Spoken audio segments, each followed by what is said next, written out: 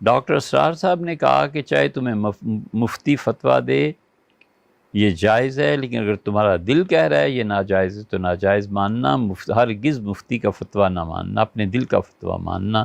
کیا یہ بات درست ہے؟ ایسے نہیں ہے، حضور صلی اللہ علیہ وسلم نے کوئی اور بات کی ہے، یہ نہیں ہوا کرتا۔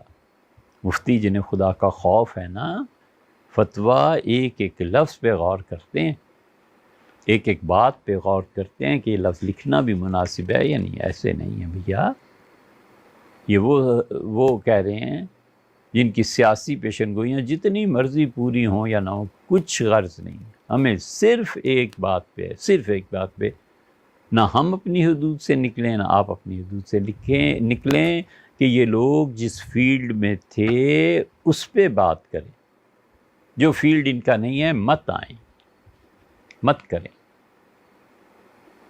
بابا آپ دیکھتے نہیں، ایک ہارٹ اسپیشلسٹ ہے، جب برین کا دماغ کا مسئلہ آتا ہے تو پیچھے ہٹ جاتا ہے، کہتا ہے جی کسی اور کے پاس جائیں، مجھے نہیں پتا۔ پھیپھڑوں کا مسئلہ ہے، وہ کہتا ہے مجھے نہیں پتا، میں نے تو ساری عمر جو کچھ تحقیق کی ہے وہ گھٹنے کی ہڈی پہ کی ہے۔ ایک جوڑوں کے درد کا مسئلہ ہے، اسے آپ کہیں کہ سرجری کرو دماغ کی، وہ کہتا ہے نا فلاں اسپیشلسٹ کے پاس جائیں۔